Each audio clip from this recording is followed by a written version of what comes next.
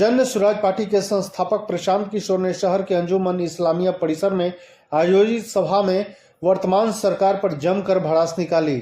आयोजित सभा में प्रशांत किशोर कई बार आपा खोते हुए विवादित बयान भी दिए। प्रशांत किशोर ने आगे कहा कि जेडीयू को आगामी विधानसभा चुनाव में 25 से ज्यादा सीटें मिलती हैं तो मैं राजनीति से संन्यास ले लूंगा।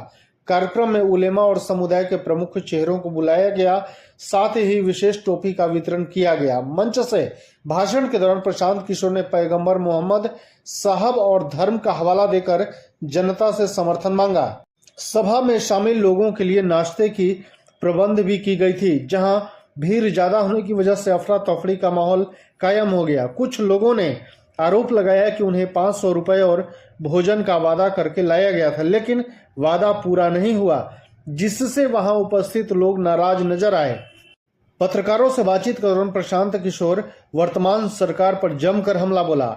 जब प्रशांत किशोर से पूछा गया कि जेडीयू के राष्ट्रीय महासचिव मनीष वर्मा ने आप पर शराब माफिया से मिली भगत का आरोप लगाया है, तो प्रशांत किशोर आपा से बाहर हो गए।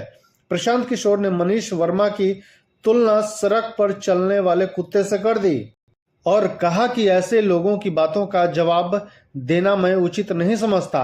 भाजपा सांसद संजय जायसवाल के लीगल नोटिस पर प्रतिक्रिया देते हुए प्रशांत किशोर ने कहा, जब गिदर की मौत आती है तो वह शहर की ओर भागता है, उसी तरह संजय जायसवाल जैसे लोग नोटिस भेजकर डराने की कोशिश कर रहे हैं, लेकिन मैं 100 ऐसे नेताओं से भी नहीं डरूंगा।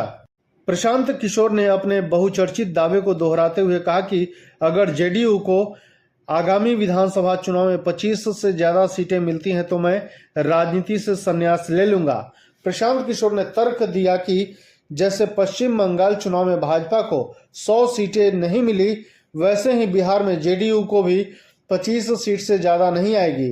सभा के दौरान कुछ लोगों ने कहा कि टोपी बांटकर और धर्म का हवाला देकर प्रशांत किशोर सीमांचल के मुस्लिम वोट बैंक को साधना चाहते हैं, लेकिन यहां का मतदाता किसी के झांसे में आने वाला नहीं है। कुल मिलाकर किशनगंज की यह सभा प्रशांत किशोर के लिए चर्चा और विवाद दोनों का कारण बना। जहां प्रशांत किशोर ने जेडीयू और भाजपा नेताओं पर तीखे हमले किए, वहीं उनके कार्यक्रम की व्यवस्थाओं और रणनीति को लेकर भी कई सवाल उठे। यह भी स्पष्ट है कि बिहार की राजनीति में प्रशांत किशोर हर संभव दांव आजमाने की कोशिश कर रहे हैं।